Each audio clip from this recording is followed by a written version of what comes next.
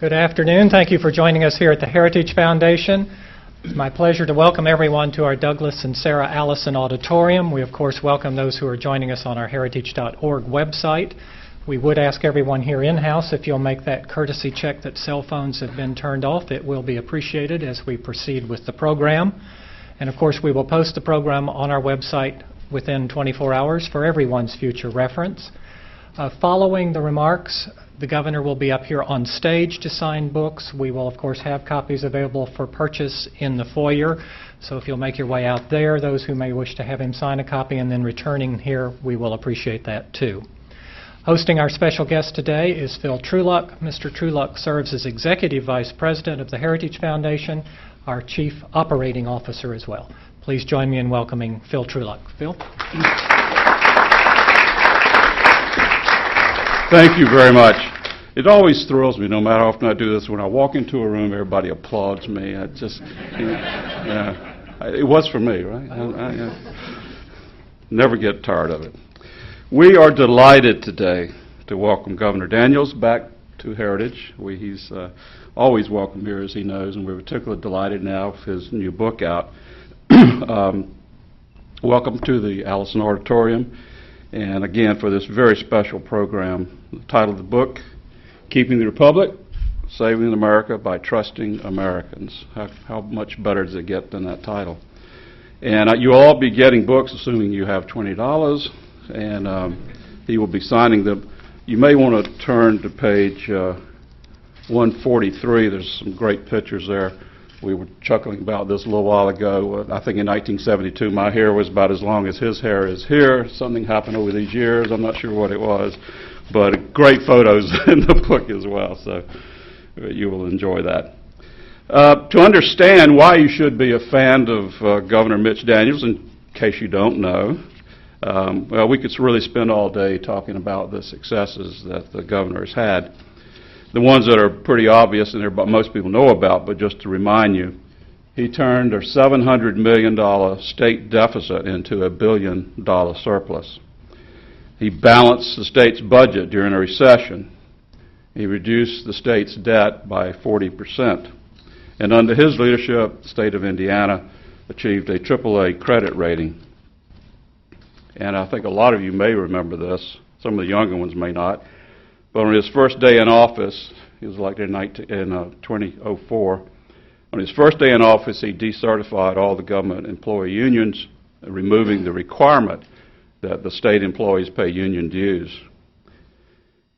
And probably one of his most popular accomplishments, Governor Daniels' policies reduced the average wait time in the Indiana Bureau of Motor Vehicles from 40 minutes to 8 minutes. Now, I tell you, any man who can do that is worth a lot.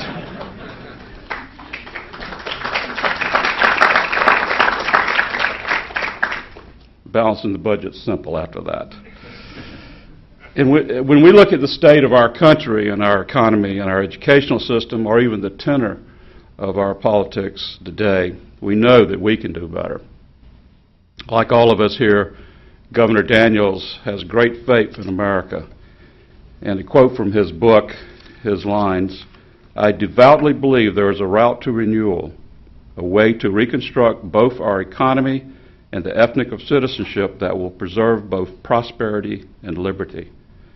There are strong grounds for believing that Americans will summon the resolve necessary to pull this off."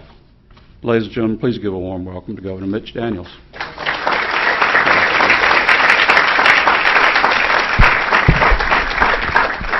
Well, profound thanks to Phil and John, all the people of the one and only Heritage Foundation, and to all of y'all for spending a little time with us here today. I have never failed, and I'm sure you've had the same experience, to enter these portals and go away smarter. And I'm sure that'll happen today, probably through the questions or observations that you may have to offer. Let me get as quickly as possible to that conversation, try to summarize as concisely as I can what I hope this book's about. You'll have to decide for yourselves. But maybe the easiest way to start is to tell you what it's not. It's not a book by a candidate for office. Wasn't intended that way and didn't wind up that way. It's not a purple political polemic. The world's got plenty of those. And actually, as I try to argue in this book, maybe hot-headed rhetoric and zinger one-liners are not exactly what we need to build a coalition for real results and change in this country anyway. It's not, I hope, a turgid book about the national debt, although this is the central reality with which I deal in the book. There are far more learned people, a lot of them work here, who can prove the mathematics of that and develop the economic arguments for addressing it soon better probably than I can. What I do try to say in the book, or that I hope adds a little value, is that I believe we face a survival level threat to the America we've known. It's a lot more obvious than it was when I first outlined this book 20-some months ago. And certainly in a crowd like this, I don't think needs illustration. At the core of it, certainly its biggest symptom, is the debts we've piled up and those we have impending if we don't change direction. They will stunt economic growth, but they'll do something a lot worse than that in my judgment. They will cost us our leadership position in the world. Can't find an example in history where other nations followed a pauper nation. Those countries that have been emulating, until recently at least, institutions of freedom and liberty, economic and political, will find less reason to imitate a country that doesn't appear to be succeeding. And already many are questioning whether this whole quaint idea of government by consent of the governed really works so well or not. And finally, most importantly, I think it will finally undermine the very principles of democracy. I spent a little time at the beginning of this book. I don't affect to be the great historian. When you read it, you'll see I'm not. But I don't think you have to be a great scholar of history to know that since the first Greek coined the term, there have been skeptics about this whole idea that people could govern themselves as free citizens for very long in the historical sense. Our founding fathers worried incessantly about whether this experiment they had launched really could have a long run or not.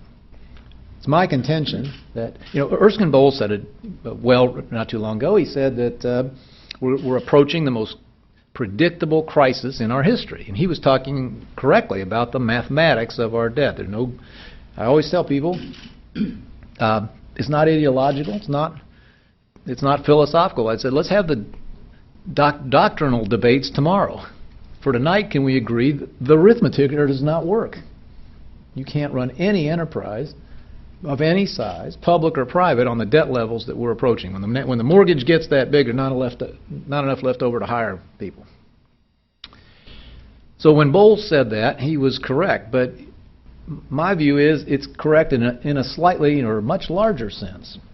The skeptics of history have predicted that governments that tried to operate by the consent of the governed would run on the rocks. Either a majority would discover and then act to expropriate the wealth and income of their fellow citizens, make the whole machine come to a halt, and or the character traits our founding fathers would have said virtues that make democracy, make liberty possible, self-reliance and personal responsibility and faith, would erode and atrophy to the point where these institutions do not work anymore. This book, someone asked me to characterize it. I said, well, it's a nice blend of panic and Pollyanna optimism. That's an overstatement, but what I mean to say is that I do believe, and I think the math tells us that we all in America, every one of us, whatever our views on any question, have a very common problem. If we don't solve it, as always, it will hurt the young, it will hurt the least advantaged people worse, but it will hurt us all. And it will, as I said, it will damage things that are even larger than material well-being. Our leadership in the world, for all the good that has represented, and needs to continue to provide, and the whole concept of the American project, the promise that has brought millions to these shores of people who knew and believed that they could rise from nothing through their own efforts. I also, however, do try to say, I guess you like to say pivot in this town now, that I don't think either side of our current national debate gives the American people enough credit. And it's pretty obvious on the side of those, the President and his allies, what I'm talking about.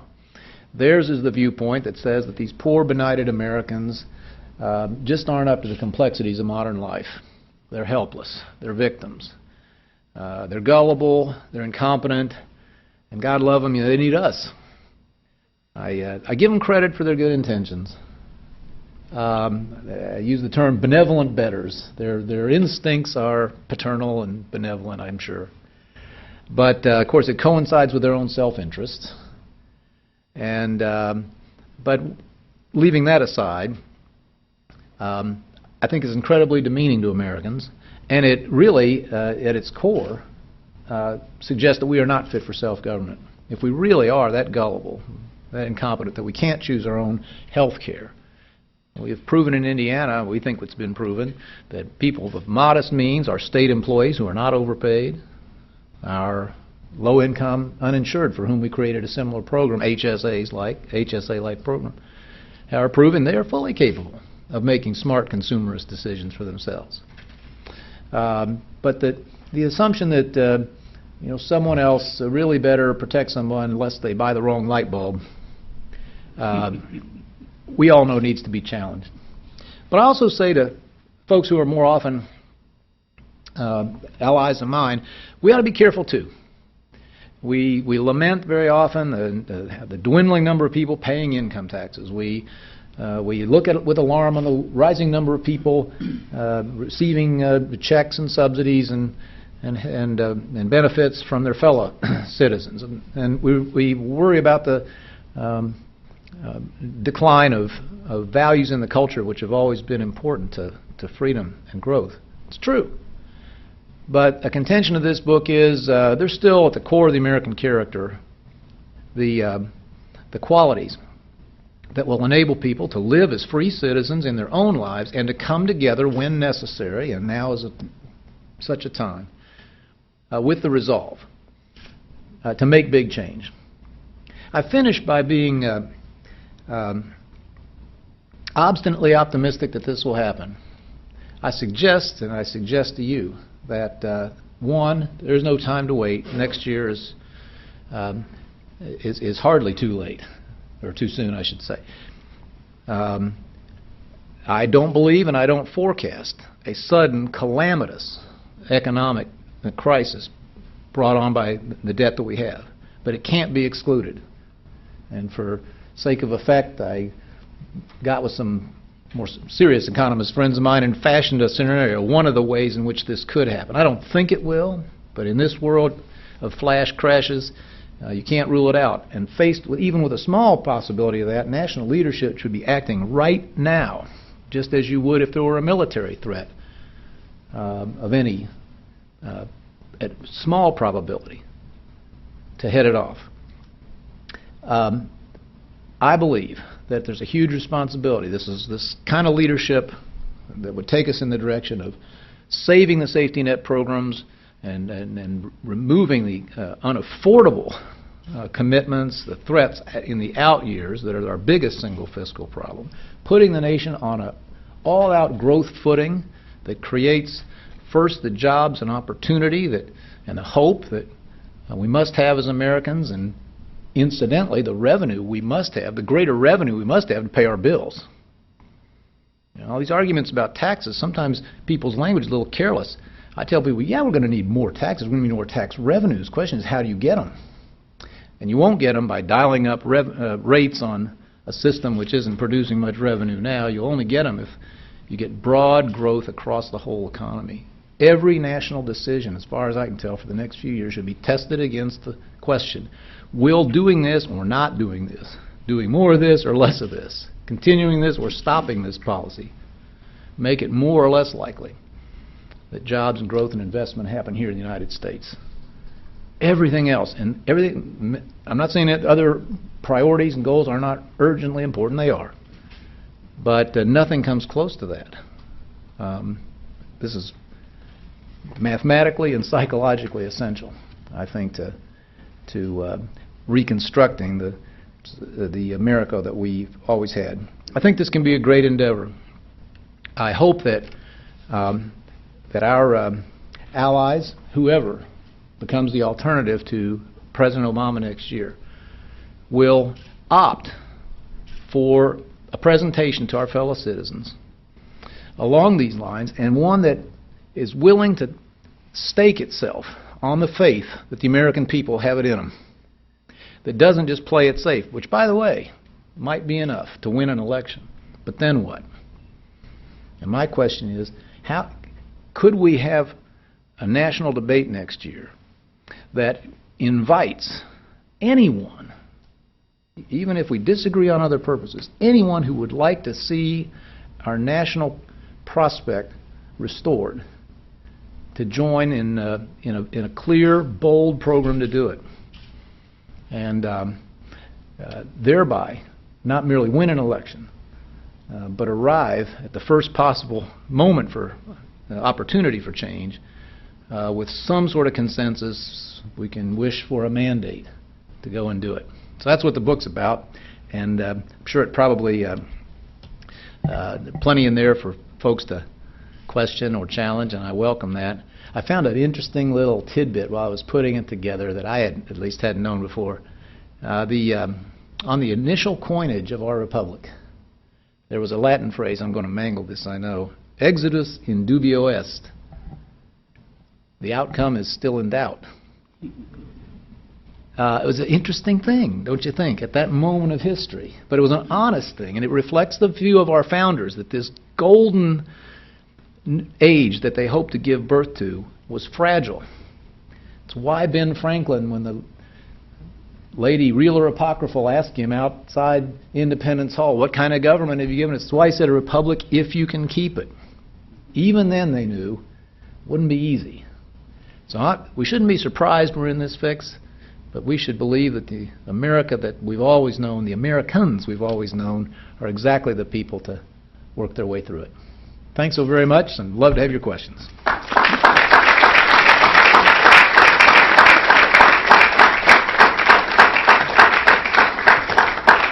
Of course, there is one way we can make sure that dialogue would take place next year in the presidential campaign, but we won't go into that. We'll open up for questions. Young lady, there's a microphone. Thank you for coming to speak today. My question is, what specific steps could you outline that would lead us to this growth that you speak of? Thanks. I'll summarize them this way, but I'll start by saying that I felt responsible. By the way, another thing the book isn't is a manifesto. We don't need any more of those. I mean, just buy something from Heritage and you'll probably have the right answers. However, having sounded off as I did about the obligation or the importance of a specific presentation, I did close with a chapter, and I'll tell you what it says. But I want to start by saying that I say in there, I'm going to give you my best ideas. This is what I'd love to have happen, and I'm going to tell you why I think this is the best way forward. But if it comes to it, between the best way and inaction, which leads inevitably to disaster, talk to me about the second best way. If I can't persuade you to do everything just my way. But here's my way. First of all, it would start with real debt and deficit reduction. I do not agree with those. I've listened and read, but I do not agree with those who see these things as intention. Yeah, we'll cut spending, but it has to be tomorrow. Under any circumstance I can see, there's going to be a heck of a big deficit next year and the year after. If we had really big reductions, there'll still be plenty of stimulus. So these folks who it's always going to be, taxes today, spending tomorrow. What was the character? Wimpy. I'll gladly pay you Tuesday for a hamburger today. And this is the other way around. Please pay me gladly today for spending cuts that I'll give you at some date yet to be determined. Or as St. Augustine said, Lord, make me chaste, but not just yet. So I would start. It would start with a jobs program. As far as I'm concerned, the best one would start with a fundamental restructuring, prospectively. We all know this. Of the safety net programs. Say to everybody who's in them today or will enter them for the next few years, don't worry about a thing. You are good to go. A deal is a deal. Nothing will change now. Will you help us? Will you help us create an affordable Social Security 2.0, Medicare 2.0 for the younger people who are paying for your retirement so that they can have something too? What would it look like? It'd be means tested. There isn't a reason in the world, except for political calculation, that these things have always sent money to the wealthiest Americans. Milton Friedman challenged that idea way back when. The secretary at the time, Wilbur Cohen, I believe it was, said, "You're right." He said, "But it's politics. A program for poor people will eventually be a poor program." Think about what that says about Americans, by the way. When I say about not giving them enough credit, we are the most generous people in the history of the planet. Americans give away more money, give away more time, demonstrate they're caring for each other in a million ways. I don't believe for a moment that when we stop sending Warren Buffett a Social Security check and tell Bill Gates, "Why don't you pay for your own health care premiums," that Americans will lose their willingness to support protecting those without such support might be destitute in their later years. So, saving the safety nets is the first step. Pro-growth tax reform. I love Heritage's idea. You know, there's a lot of hope here, I think, because across the spectrum, this is one thing that you see a lot of folks who may disagree about other policies, except that lower and flatter taxation that either stops or drastically reduces the taxation of investment and savings, would generate more growth and jobs, and therefore the revenue we need. Next comes energy. Absolutely flat out break all ties policies to pay Americans more often for the energy we need in all its forms. As far as I'm concerned, some folks with whom I agree need to think a little harder. If you take an economic purist's view of this, you say, well, we just want the cheapest wherever it comes from, and you wind up sending jillions of dollars year after year after year to people who wish us no good at all. So I think both for national security reasons, but also for economic reasons, I'm prepared to see us, if necessary, pay a small premium as long as we're buying energy for Americans, putting our own fellow citizens to work today, and providing the energy that's the foundation, affordable energy that's the foundation of jobs tomorrow. And then finally, regulation. We've got to stop making it more expensive to hire people. You know, the poor president, he never will get it. He comes from a planet different than the one that I at least know in terms of how jobs and wealth happen at all. And you know, he cannot understand that when you either add taxes and then threaten to add some more, mountains of new costly regulations and the promise of more of those, throw in an occasional dash of condemnation for people in the private sector or this business or this industry, and then you're puzzled nobody gets hired.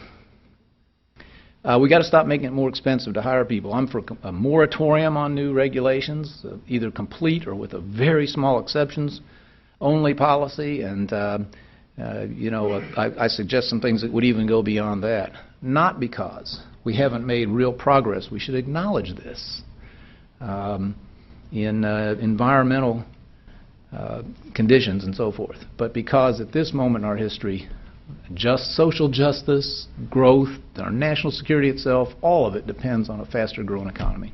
I'm sorry for such a long answer, but you asked the biggest question that you possibly could have. Other questions? In front. Oh, yeah, I'm sorry. Thank you, Governor.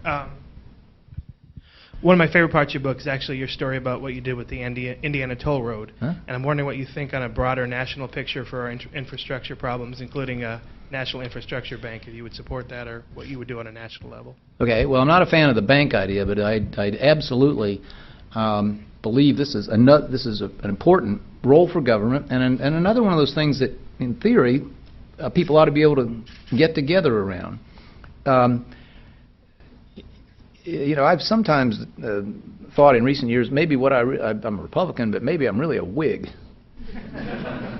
Because Lincoln and the Republicans of his day, internal improvements, they called it, we say infrastructure today, was a big, big deal to them. Why? Because they thought this was one thing government could do, not to aggrandize itself, but to make growth and opportunity easier for other people. I believe that. And so yes, we found a way to involve private capital in a big way. We're in the biggest building boom in Indiana history. We will spend $1.5 billion on construction alone this year. It's 3 times the historic run rate. We're building roads and bridges that had been promised literally for decades, and the state had no way to deliver. And the whole point of that is to create a backbone in which there are more places. I mean, time is money. If you can get your raw material in and your product out, your customers get to and from your customers more quickly, it's a business advantage. So, I believe in a very limited sphere of for government action, but by my lights, this is in it. What should the national policy be? First of all, it should, instead of trying to straight-arm private capital, it should welcome it in. There's a lot of it. Looking for a reasonably secure and even a moderate rate of return. This is more true now than it was when we did our deal. And we need the money because you're not going to raise, it'd be so counterproductive, keep raising gas taxes, to get the money we need to make the necessary improvements. So involving and welcoming private capital in what they call the P3 processes would be the first thing. And the second thing is you ought to chuck the rule book out. I recount the story in the book when President Obama had the governors actually to Independence Hall. It was a nice gesture. This was before he's sworn in. And I always thought, I don't ever talk at those things, but I thought, well, I should take one constructive idea. So I planted it with a Democratic governor because I thought they might listen, And it was this. It was that in pursuit of the necessary rebuilding of America, they ought to set the rule book aside. If not permanently, at least for an emergency period. We're not going to build a shoddy road in our state, and we're not going to tear up the environment. We live there. So, how about at least suspending some of these rules? I'll tell you here's a little factoid. Because we hit the jackpot with the lease of our toll road, we have had close to $4 billion of our own. We've built some things where we don't use any federal dollars. We just go ahead and do it with our own money. If you mix in one federal dollar, you bring in the whole rule book. We can build them in at least a third less time and sometimes half the money when we do it ourselves. Here's a little smaller one. We've been trying to build a lot of trails. I'm a big health wellness type, and so we've been trying to do a lot of that. When we do it with our own money, we can build it for $250,000 a mile. It's $1 million when the feds are involved. So that's what I'd do. And I do think, again, this is something that devout believers in limited government can still feel very positive about. Our saying in Indiana is we believe in limited government, but that doesn't mean inert. We believe in government that is limited but active, and within that sphere is very, very excellent at what it does. Yes, Francis.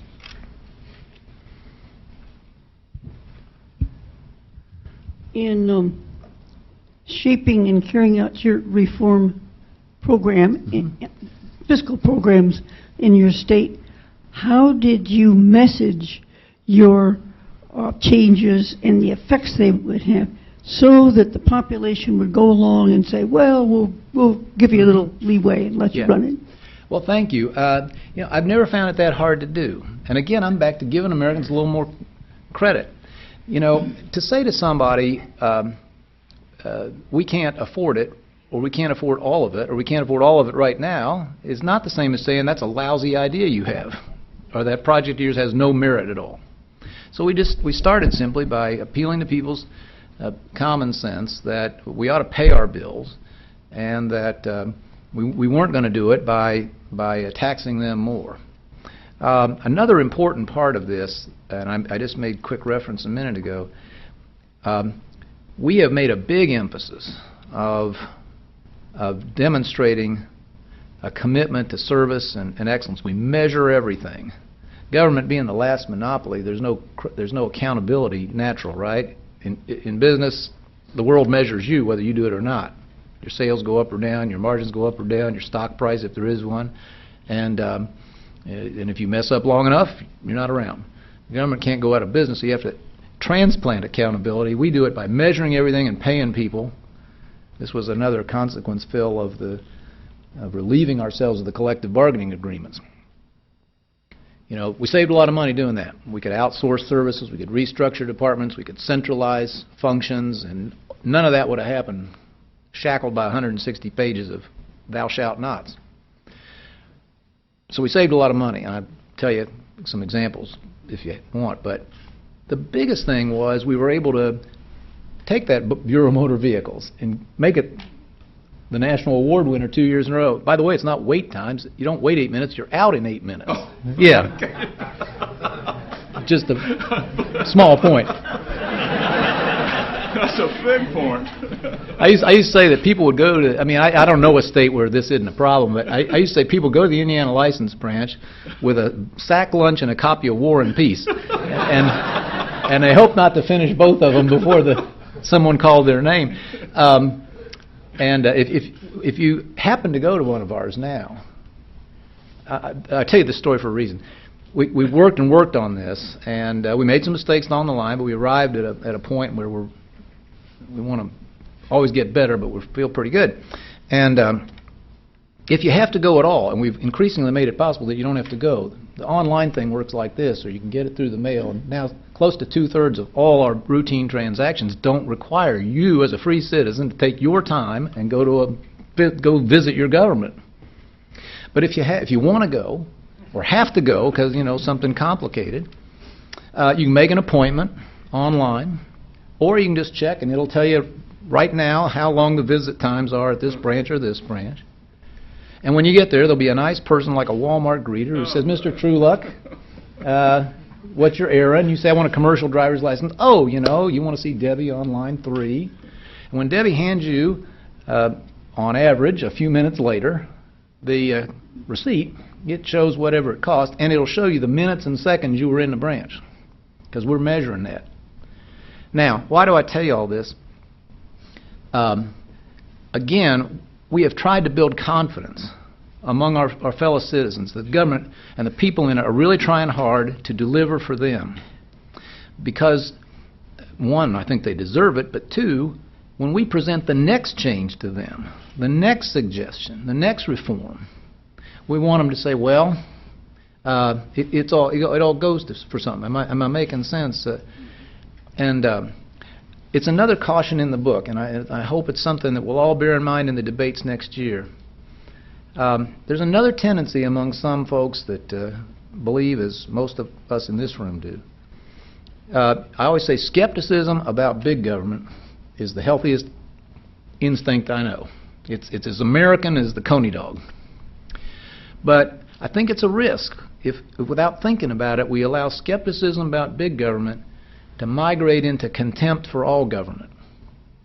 We're going to have to ask America in the next year or somewhere soon, join us, at least on this one major project of fiscal and economic renewal. And it will be a new government with a very different outlook, but it'll be a new government that has to lead that. So this is I'm trying to give you some sense of the way we've tried to conduct ourselves in our state. And I got such a great piece of news when this little tour of mine started. I arrived in New York on Sunday night, and on Monday I was speaking to the Manhattan Institute, another pretty fine organization. And turned out they had just taken a survey across the country, not every state, but a big cross-section, and the highest percentage, by far, they told me, of citizens expressing the belief that their state government was effective was Indiana, 77%. This is the best news I've had, because it said to me, not only, yeah, sure, our folks are doing a good job, but our citizens believe, when we take them the next idea, they might be inclined to listen. Yes, in the front row.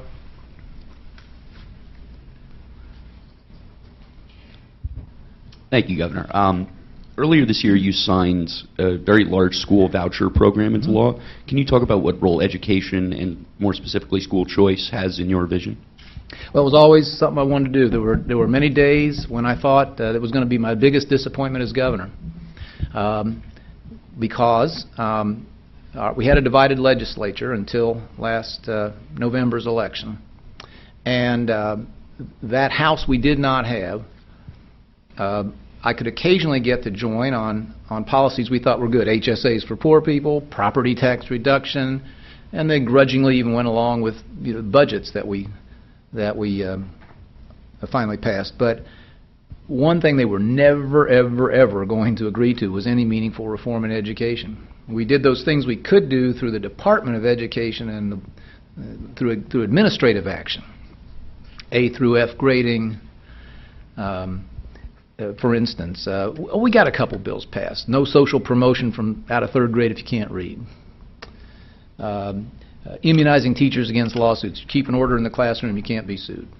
But in terms of the heart and soul of education reform, accountability for teachers, tenure based on performance. Did the children grow, not longevity?